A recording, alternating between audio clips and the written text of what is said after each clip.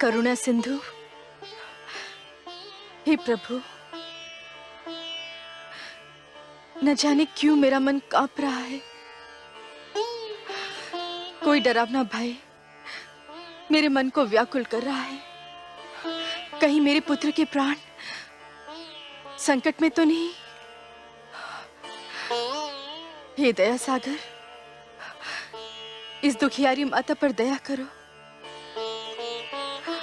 मेरे पुत्र की रक्षा करो प्रभु, मेरे पुत्र की रक्षा करो प्रभु, मेरे पुत्र की रक्षा करो।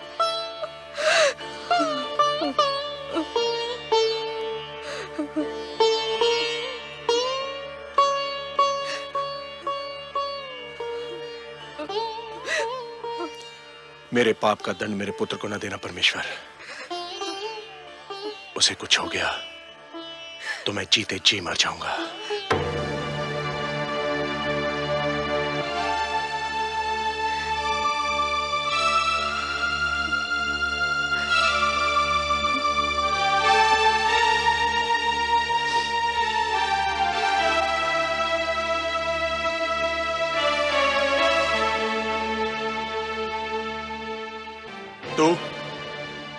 तू क्या करने आई है यहां? इसकी ममता के संसार में आग लगाकर उसके जलने का दृश्य देखने आई है? नहीं महाराज। क्या मिला तुझे हमारा सुख चैन छीन कर? धिक्कार है तुझे। चली जा, चली जा, नहीं तो मैं अपने क्रोध पर नियंत्रण नहीं रख पाऊंगा। जाने दीजिए स्वामी, जाने दीजिए। आप नहीं जानती महारानी सुनीति, यह सब इसी दुष्नारी का किया धरा है। ना ये ध्रुव को हमारी गोद से उतारती और ना हमें ये दुख भरे दिन देखने पड़ते। मैं कहता हूं चली जा, चली जा यहां से, कहीं मेरे हाथों से तेरी हत्या ना हो जाए। ऐसा मत कहिए स्वामी। सुरुचि को दोष देकर हम केवल अपने मन को बहला सकते हैं। ये तो नियति का खेल है। भाग्य में पुत्र वियोग लिखा था, सो मिलकर रहा। इसमें सुरुचि क्या करती? मैं नहीं मानता।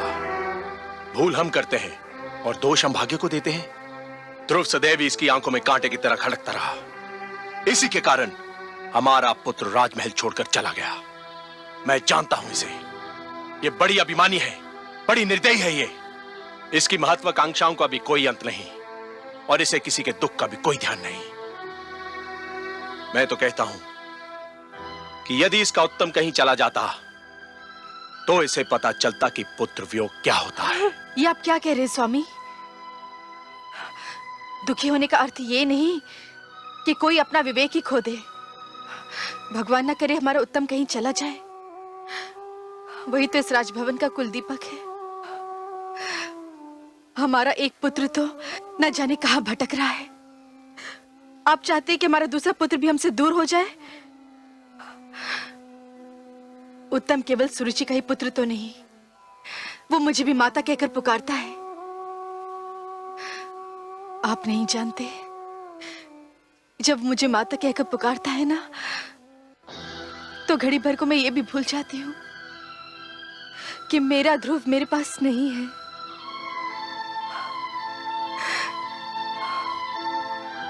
उत्तम के लिए कोई भी शब्द आप अपने मुंह से मत निकालिएगा। सुना तुमने सुरुचि? सुनी तुमने इस दुखियारी मां की बातें? ऐसी होती है ममता, इसे कहते हैं माता। तुमने इसके पुत्र के विरुद्ध क्या कुछ नहीं किया, पर यह तुम्हारे पुत्र के विरुद्ध कुछ भी बुरा सुनने को तैयार नहीं है। तुम इसे दुख देकर कितनी प्रसन्न थी, और ये तो इस विचार से दुखी है कि कहीं तुम्हें कोई दुख न पहुंचे। कितनी महान है ये, और तुम कितनी छोटी हो तुम। धिक्कार है तुम्हें सुरुचि, धिक्कार है तुम्हें। अग्निदेव, अग्निदेव, कहां हैं आप? अग्निदेव, अग्निदेव, शीघ्र आइए। मेरी योग्य सेवा देवेंद्र। रक्षिता का अभियान विफल हो गया। उस ढीठ बालक ध्रुव ने मंत्र का जाप नहीं बंद किया। उसकी तपस्या में कोई विघ्न नहीं आया। तो फिर अब आप क्या चाहते हैं देवराज? अब आप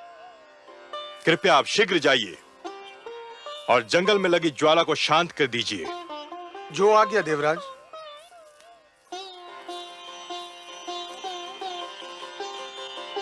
नारायण नारायण। ओम नमो भगवते वासुदेवाय। ओम नमो भगवते वासुदेवाय। ओम नमो भगवते वासुदेवाय। ओम नमो भगवते वासुदेवाय। ओम नमो भगवते वासुदेवाय। ओम नमो भगवते वासुदेवाय। ओम नमो भगवते वासुदेवाय। ओम नमो भगवते वासुदेवाय। ओम नमो भगवते वासुदेवाय। ओम नमो भगवते वासुदेवाय। ओम नमो भगवते वासुदेवाय। ओम नमो भगवते वासुदेवाय। ओम नमो भगवते वासुदेवाय। ओम नमो भगवते वासुदेवाय। ओम नमो भगवते वासुदेवाय। ओम नमो भगवते वासुदेवाय। ओम नमो भगवते। ओम नमो भगवते वासुदेवाय।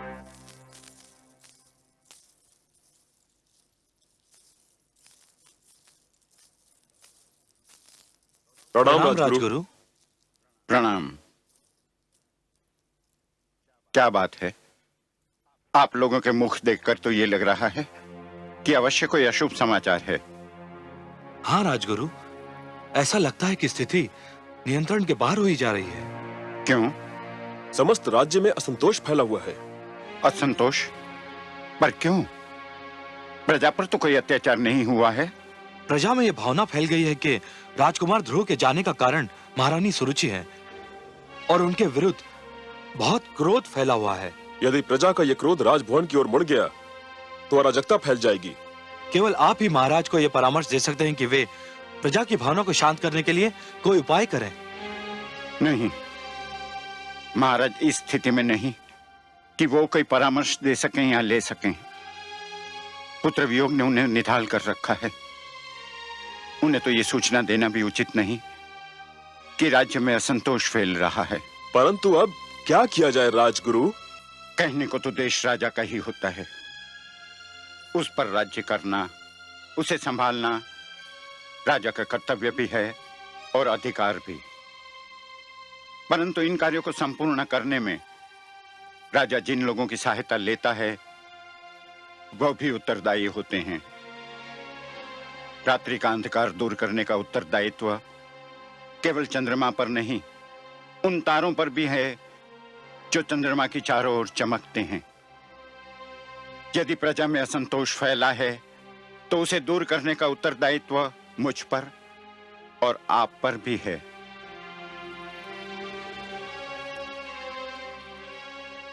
आप प्रजा को समझाइए कि राजकुमार ध्रुव जिस अभियान पर निकले हैं, भगवान से विनती करे कि वो अभियान पूरा हो। ध्रुव का अभियान पूरा हो गया तो सब कुछ अपने आप ठीक हो जाएगा। जाइए और प्रजा को समझाइए कि राजभवन में बिखरे दुख को अपनी भावनाओं से और बढ़ावा न दे और ध्रुव की रक्षा और इच्छा पूर्ति की प्रार्थना करे। जो आज्ञा राजगुरु।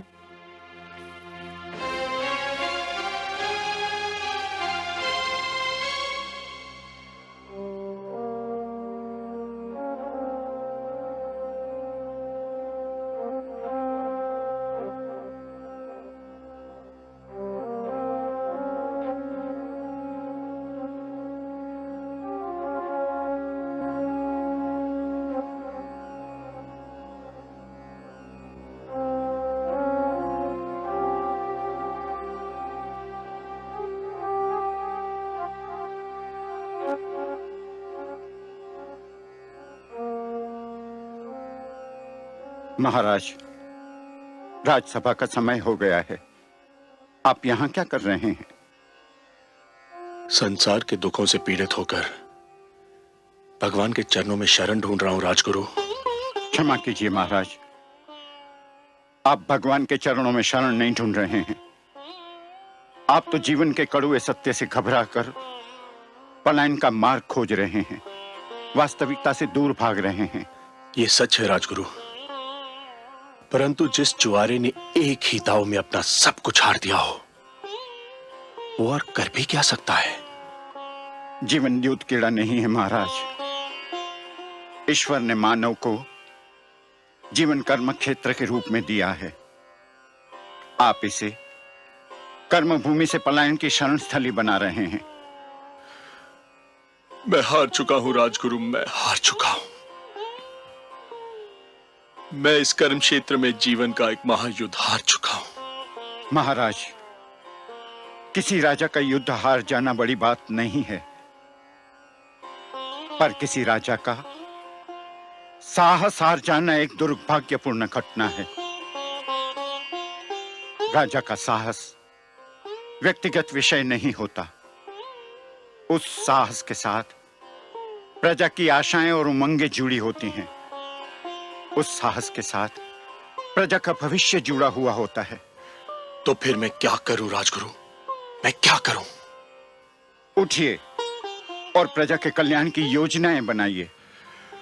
जो अपने परिवार का कल्याण ना कर सका, वो प्रजा का कल्याण क्या करेगा राजगुरु? यही तो आपकी भूल है महाराज।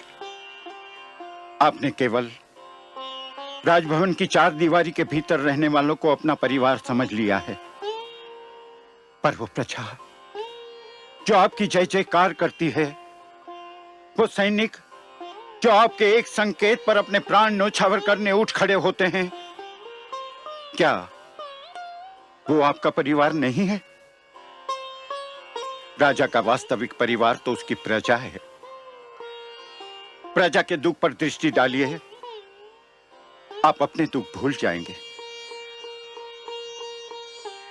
यदि कोई वृक्ष फल न दे सके तो उसकी महत्ता में कुछ कमी आ सकती है, पर यदि कोई वृक्ष छांव ही न दे सके तो उस वृक्ष का महत्व ही नहीं रहता।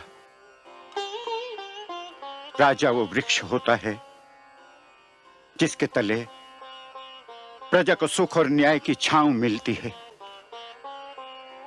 अपनी प्रजा को इस छांव से वंचित न कीजिए महाराज। उठिए, अपना उत्तरदायित्व तो निभाने की सोचिए। मैं प्रयत्न करूंगा राजगुरु, मैं प्रयत्न करूंगा। प्रयत्न नहीं महाराज, साहस कीजिए। महाराज, यदि आपको मेरा परामर्श स्वीकार नहीं है, यदि आपको मेरी बातों पर विश्वास नहीं है, तो मुझे कहने दीजिए कि मैं आपके और राज्यसभा के योग्य नहीं हूं। यहां मेरे लिए कोई स्थान नहीं है। ठहरिए राजगुरु, ठहरिए।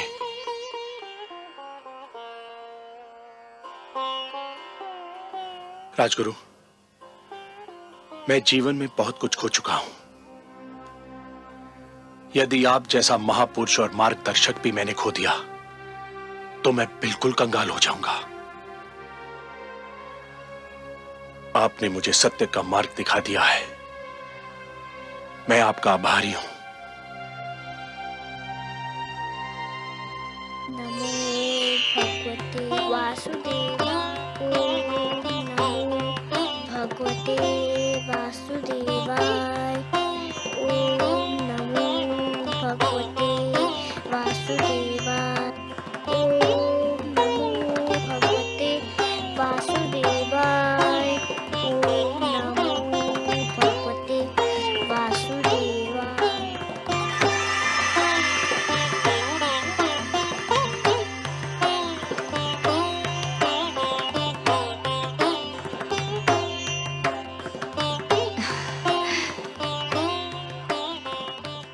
क्या हुआ स्वामी? हे कमल नयन, जब त्रिलोक में उजाला फैलता है, जब धरती पर वसंत झूमता है, जब कमल खिलते हैं, जब पुष्प अपनी सुगंध फैलाते हैं, मैं समझ जाती हूँ कि आप मुस्काए हैं। ये सारे दृश्य आपकी मुस्कान की ही छवि हैं।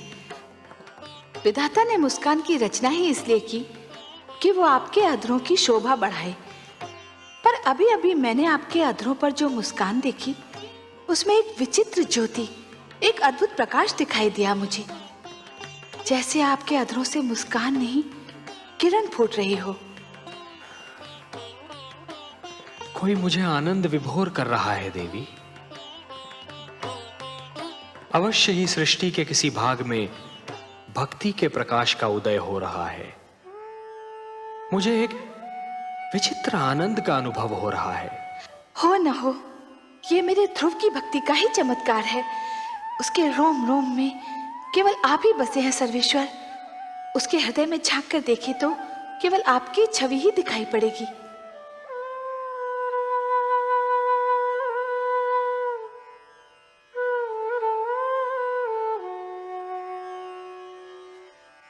ओम नमो भगवते वासुदेवाय। ओम नमो भगवते वासुदेवाय। ओम नमो भगवते वासुदेवाय। ओम नमो भगवते वासुदेवाय। ओम नमो भगवते वासुदेवाय। ओम नमो भगवते वासुदेवाय। ओम नमो भगवते वासुदेवाय। ओम नमो भगवते वासुदेवाय।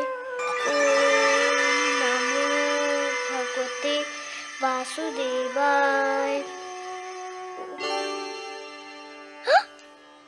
गुरुदेव, गुरुदेव, आप कहाँ हैं? नारायण नारायण। क्या है वत्स? मैं यही हूँ तुम्हारे निकट। क्या बात है? मुझे अभी अभी लगा जैसे भगवान विष्णु मेरे मन में आ गए हैं। मुझे लग रहा है जैसे भगवान विष्णु मेरे अंदर विराजमान है। अहो भाग्य, तब तो चमत्कार हो गया पुत्र। तुम्हारी तपस्या ने भगवान विष्णु का मन जीत लिया। मुझे तुम पर गर्व है। तुम धन्य हो पुत्र। तुमने सिद्ध कर दिया कि तुम मेरे शिष्य होने के अधिकारी थे। पर वे मेरे सामने क्यों नहीं आए? उससे क्या अंतर पड़ता है पुत्र?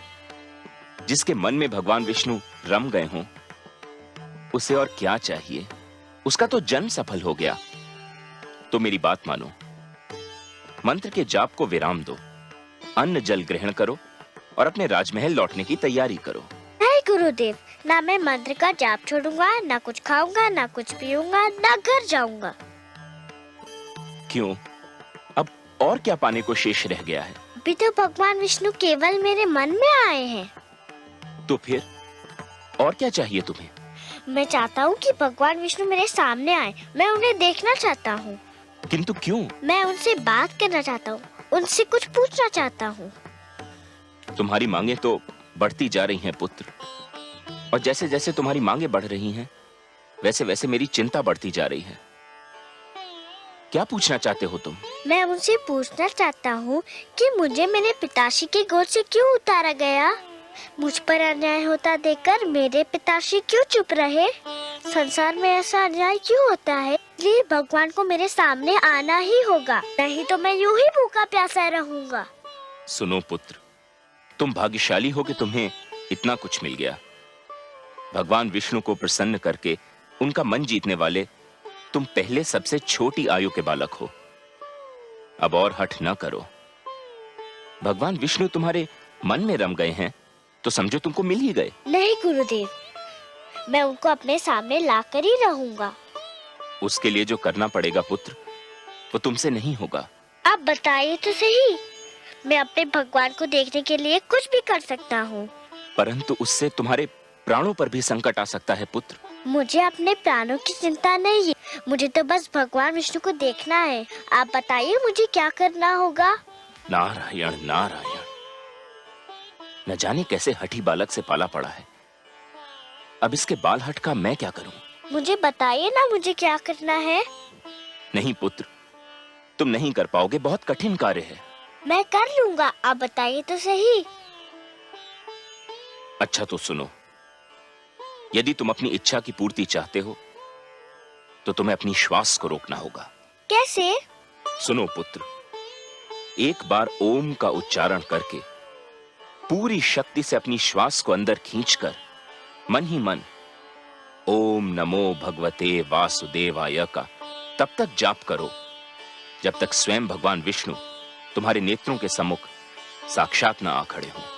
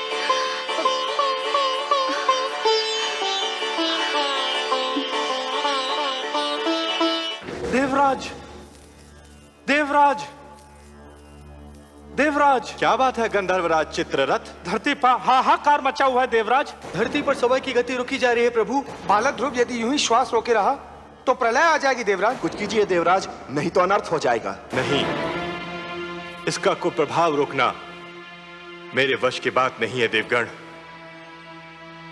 हमें ब्रह्मा जी के पास चलना चाहिए, अब वही इसका कोई उपाय बता सकते हैं।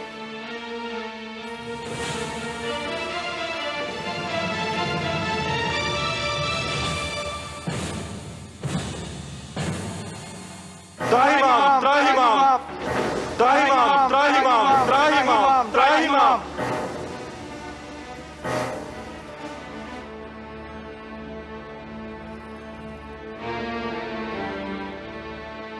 हे ब्रह्मदेव, कोई उपाय कीजिए, नहीं तो बालक ध्रुव के कारण अनर्थ हो जाएगा। उसने श्वास रोककर संसार की सारी गतिविधि ही रोक दी। यह स्थिति थोड़ी देर और रही तो संपूर्ण जगत का सर्वनाश हो जाएगा। जगत की रक्षा कीजिए भाग्य विधाता। मैं क्या कर सकता हूं देवराज? मैं अपनी सीमा लांघकर तो नहीं जा सकता। मैंने जगत की रचना कर दी, यही मेरी सीमा थी। जगत की रक्षा तो केवल वही विश्वाधार, पद्मनाभ, लक्ष्मीपति, करुणा सागर भगवान विष्णु ही कर सकते हैं। और फिर ध्रुव मेरा नाम तो नहीं जप रहा है कि मैं उसे शांत कर दूं। वो तो भगवान विष्णु के मंत्र का जाप कर रहा है। इस समस्या का संबंध उन्हीं से है और समाधान भी केवल वही कर सकते हैं। हमें मिलकर उनकी सेवा में चलना होगा। संसार को इस संकट से वही उबार सकते हैं।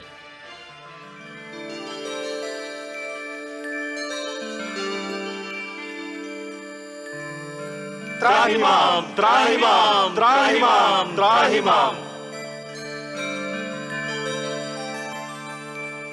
प्रणाम हे नारायण,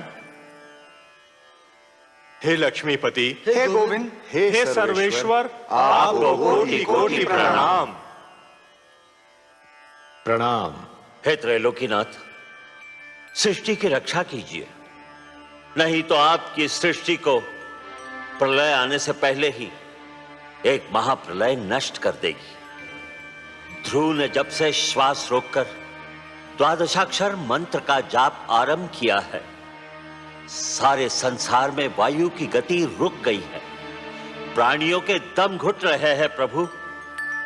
ध्रुव को रोकना मेरे वश में नहीं है भगवान।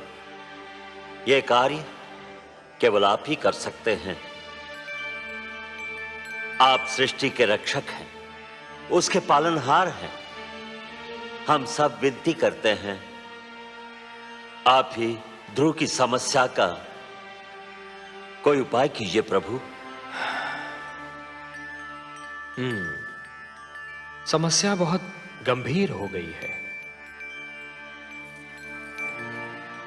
अब बात केवल एक बालक तक सीमित नहीं रही ब्रह्मा जी, सारी सृष्टि के समक्ष एक संकट खड़ा हो गया है। अब तो हमें जाना ही होगा अपनी सृष्टि की रक्षा के लिए, और फिर किसी और की भांति हमें भी तो ध्रुव के प्राणों की चिंता है।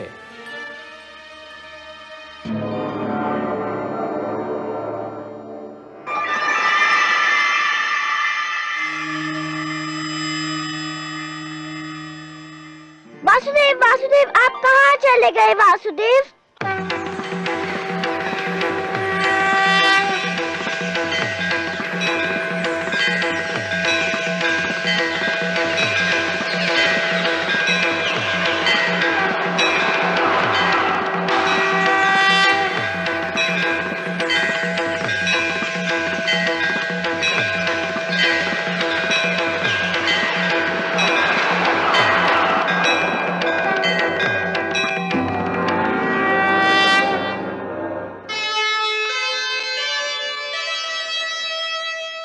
नन्हा सा ध्रुव हो गया, ऐसा भक्त महान, शक्ति दिखाई भक्ति ने, प्रगट हुए भगवान। वासुदेव, मैं कहीं नहीं गया वत्स ध्रुव।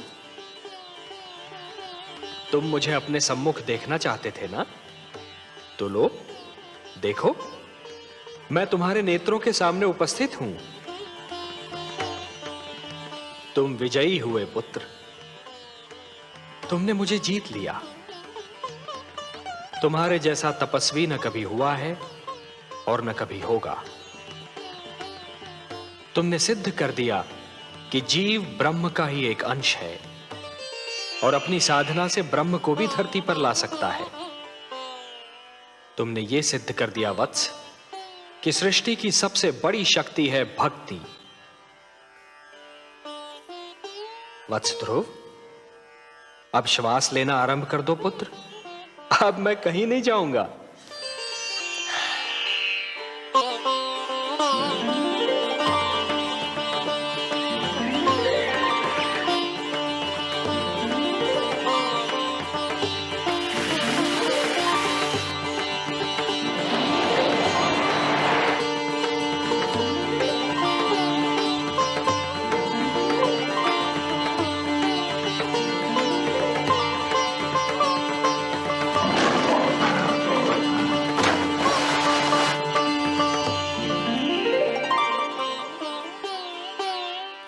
तुम मुझसे मिलना चाहते थे, मैंने तुम्हारी इच्छा पूर्ण कर दी।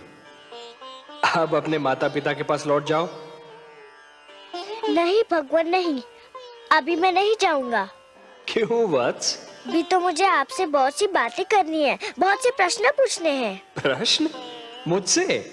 भला ऐसे कौन से प्रश्न हैं तुम्हारे मन में? मुझे बताइए प्रभु कि मेरी छोटी माता मुझे अपना पुत्र क्यों नहीं मानती? उन्होंने मेरी माताश्री को दासी क्यों कहा? उन्होंने मुझे मेरे पिताश्री की गोद से क्यों उतारा? मेरे पिताश्री ने छोटी माता को रोका क्यों नहीं? बताइए भगवान। अरे अरे अरे अरे अरे, इतने सारे प्रश्न एक साथ? अच्छा ये बताओ कि सबसे पहले तुम किस प्रश्न का उत्तर चाहते हो? मुझे मेरे पिताश्री की गोद से क्यों उतारा गया? अच्छा, तो इस प्रश्न ने तुम्हें सबसे अधिक व्याकुल किया है? हाँ भगवान। मेरे निकट आओ।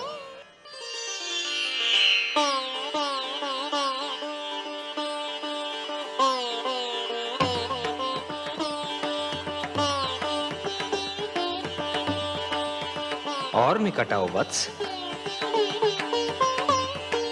आओ वत्स।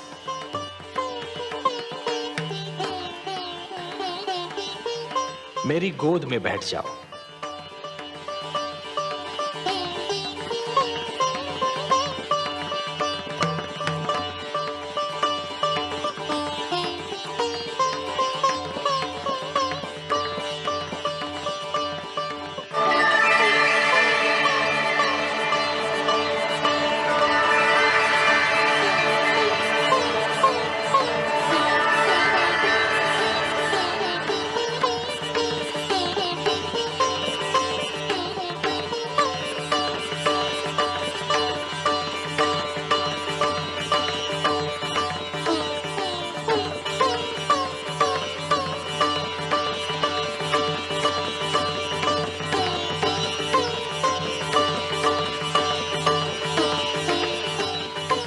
वत्स, अब और प्रश्न पूछने हैं मुझसे?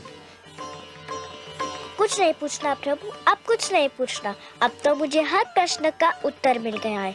मेरे चारों ओर ज्ञान का प्रकाश फैला हुआ है। मैं वहाँ हूँ जहाँ केवल मैं हूँ और आप है। अच्छा, वासुदेव। ओम पूर्णमदः पूर्णमिदं पूर्णमुदच्यते पूर्णस्य पूर्णमादाय पूर्णमेवावशिष्यते। अब न कोई कामना है न कोई इच्छा। आपकी गोद में आकर लगता है इसके सिवा हर वस्तु तुच्छ है। अब मुझे कुछ भी नहीं चाहिए। मुझे मेरा ठिकाना मिल गया, मेरा घर मिल गया।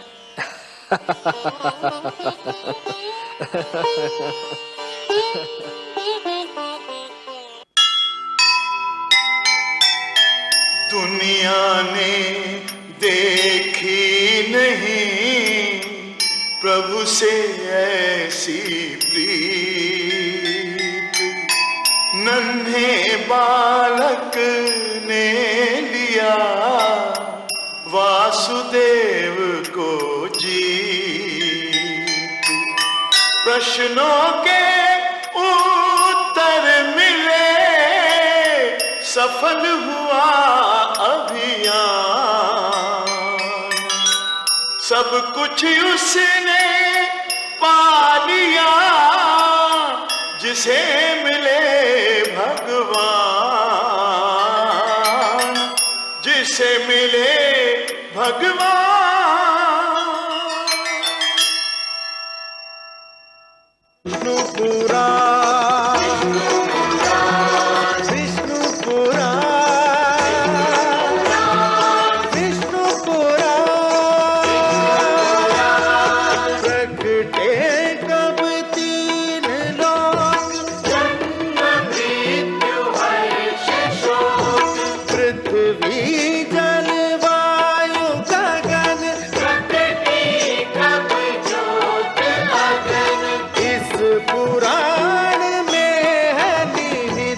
जप तप और योग ध्यान विष्णु पुराण।